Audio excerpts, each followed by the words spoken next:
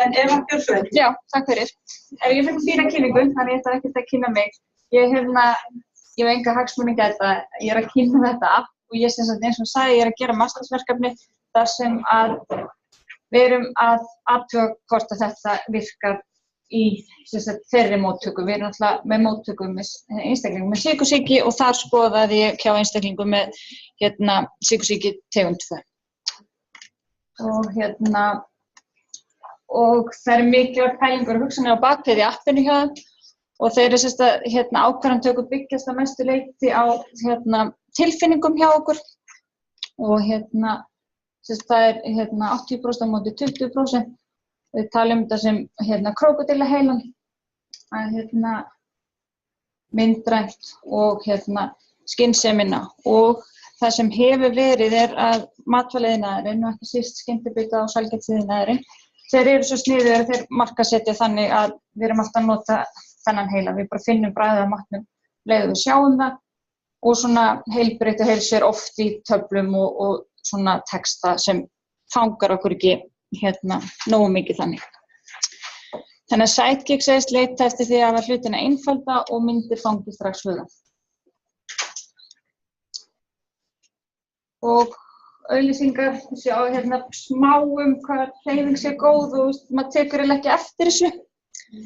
Þannig að við erum vönið að vera á þessari vegferð þar sem auglýsingar stýra hegðun. Og þeir segja að þeir stelist til að nota sömu hvata til að hægja dópamínið og virkja þannig sömu stöðvar í heilanum. Og þannig að þeir eru að fara að markaðssetja og einblína á þennan krókódílaheila. Og þessir flottu kallar, þetta eru kallarnir sem sjást í appinu. Og já, þeir eru bara að sýna það að þeir eru að reyna að komast á þennan tilfinningarhluta heilans. Það eru áhersluþættir í appinu og þetta er app sem þið getið sótt. Ég kem aðeins að því og eftir að þeir eru með svona heilsuleika sem fyrirtæki geta verið með og þá borga sérstakt á hvern einstakling. En þið getið sótt appið, nota það, eignast vini og verið með áskoranir. Og áhersluþættirnir eru meðal annars hreyfing og það er skrefateljari. Þú getur sett inn hreyfingar og þetta er á íslensku líka, en glærum að þeir eru ensku, að hérna eru workouts, það eru tilbúnar æfingar. Þannig að það geta allir gert æfingar heima og og ef það fer í ræktin eða eitthvað þá getur það skráð það í Activities. Þetta snýst allt á sama stigum. Svo er það matræðið og þar er það mjög einfalt sett fram. Það er þá skráirðu þegar þú borðar ávexti, grænmeti, drekkur vatn og það er búið að bæta inn í líka hnetur og fræ. Svo getur þú sett svona áskorun að sjálfa þig að steppa, gosi, nammi, snakki eða borða eftir kvöldmat.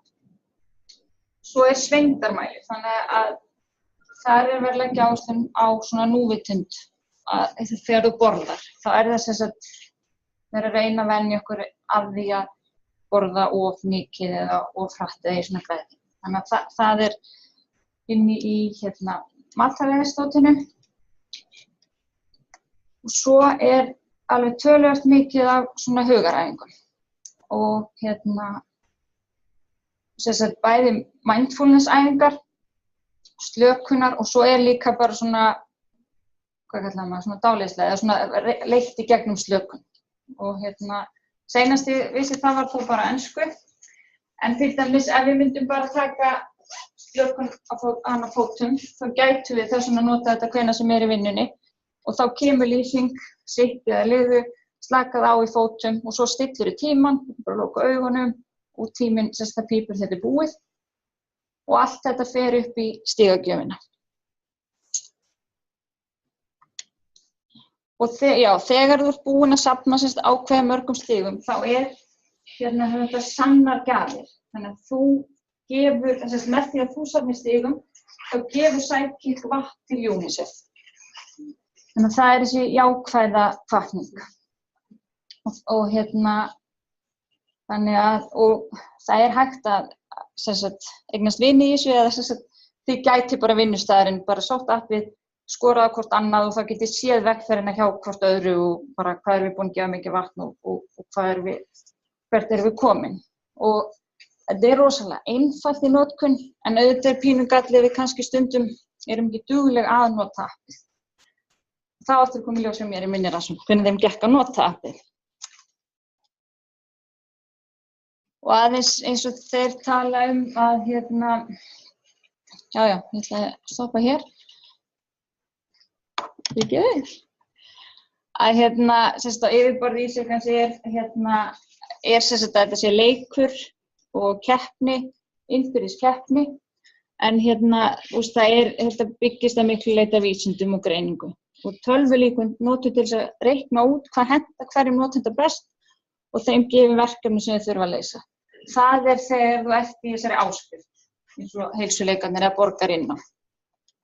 Það ekki eins einstaklingsmiðað ef við sem sækjum appið bara núna án þess að skrá okkur hjá þeim. Og helsta vara núna eru heilsuleikar. Það 2 vikna keppni, þar sem starfsmenn fyrirtækja keppa einum ýmsum heilsueflandi þrautum og gegn hver öðrum. Og það á sér stað skimunarferli fyrir lífsstílstengdum sjúkdómum eins og sykursýki tegund 2.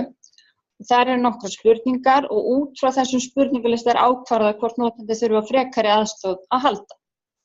Og ef notandinn reynist vera á hættustigi, þá hann boðið að taka þátt í lífsstílsprógrammi sem stendur yfir 16 vikur.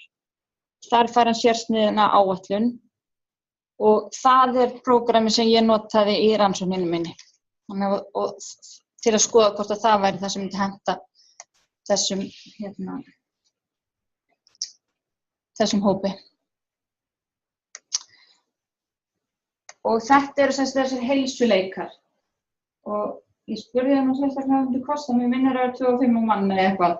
Að það þarna byrja heilsuleikarnir og svo hægt að fara í bústir sem eru 2 vikur. Þannig að þá kemur meira. Þannig að með því að vera inn á þessu þá appið að senda þér fræðslu, það að senda þér áminningu sem ekki, en það að nota helling án þess að vera skráður inn á þetta. Eða 3500 mann. Þannig að og þeir sem eru í áhættu, þeim búið að vera í þessu 16 vikna prógrammi. Það sem eiginlega hugsað eins og þessi með sykursýki eða fóstursykursýki. Og bara hvernig útlitið Og þrautalistin sem hver fær og það út frá ákvörðun notandans, hann spurður og út í svefnvenjur og mataræði, að þá greint hvað ætti að vera áhersluatriði fyrir hvern og einn.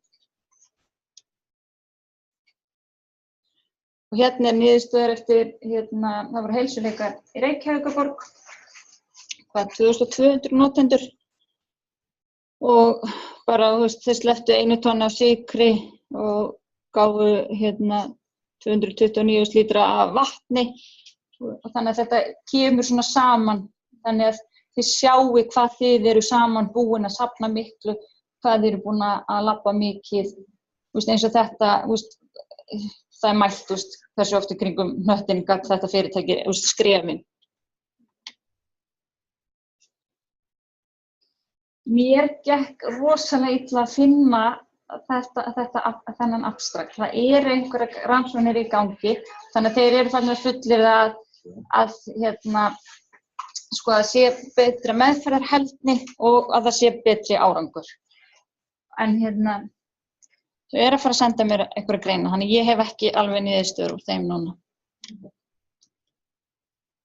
Og bara fólk sé 3 sinnum líklegar til að ná settu þyngdartakmarki og þeirra markmið að auka hreyfingu upp í að minnsta kosti 150 mínútur á viku og að ná hjá þeim sem eru of þungum 5–7% þyngdartap og það það sem hefur verið þeirra að byggja á Diabetes Prevention Programminu, leiðbeiningum það.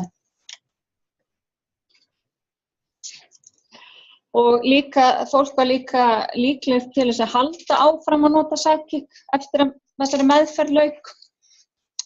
Og tölur hjá þeim sýna fram á að eftir 4 mánuði allt 80% ennþá nýta sér þjónustuna og eftir 6 mánuði 75% notenda. Þannig að þetta sem sagt tvennslast, þetta sem sagt að fyrirtæki getur borgað fyrir hvern starfsmann og þá þessi heilsuleikar, þá þetta alveg virkilega keppni. Svo eins og við varum með hér og getum keppt á milli deilda. En appið sjálf sem heitir Sæti getið þið nýtt ykkur og það eru þessir 4 aðalþættir og rauði þarna krossinn, þar hérna skimunarpróf fyrir fóstur, sykursýki og þarna hægt að halda dagbók yfir blóðsykur, þyngd og blóðþrýsting og svoleiðis og líka persónuleikapróf. Þannig að áherslan að hafa þetta myndrænt og einfalt. Það var krúttlegir þessi kallar. Já, og þetta líka, oft eru það sem ég fannst mest áhugavert við þetta var að upp oft þannig að þú þarft að skrá svo nákvæmlega hvað þú borðar, en þú ert ekkert að fá kaloríufjölda, þú veist ekkert þannig. Þetta bara þessir einföldu þættir sem geta verið hvetjandi. Já. Einhverjar spurningar? Léttmeti dagsins. Þið er áhugavert. Ein spurning. Þín tilfinning eftir rannsóknina, hvernig gekk að nýta appið og læra fólk og svona? Mín tilfinning var eiginlega að fólk var ekki mikið að nota. Nei.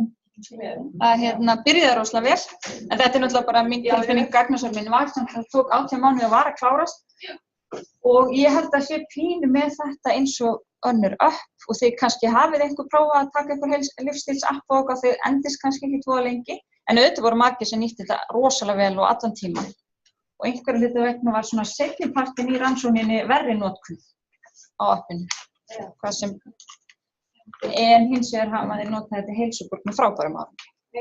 Ég er náttúrulega pínu, fólk að koma meira, að því að þarf að koma en í heilsuborg ertu búin að, þú ert að borga og þú ert komin lengra í lífstílsferðinu. Hefur sjálf valið. Já, þú hefur valið að það er meira ég með sykursýki, ég þarf að hitta hjúkrunarfræðing eða lækni og því miður eru sumir svona, finnst þess að þurfa að gera eitthvað fyrir mig. Þannig að það svona, þetta eru rosalega ólíkir hópar. Hjá þér kannski eru þeir sem hefur valið það að fara í heilsuborg. Já, akkurat, ef heilsuborg væri hér og þá myndi þeim ganga rosalega vel að nota svona hjálpartæki. Það verður spennandi að sjá mjög snöggt. Já, það er vísindin. Já.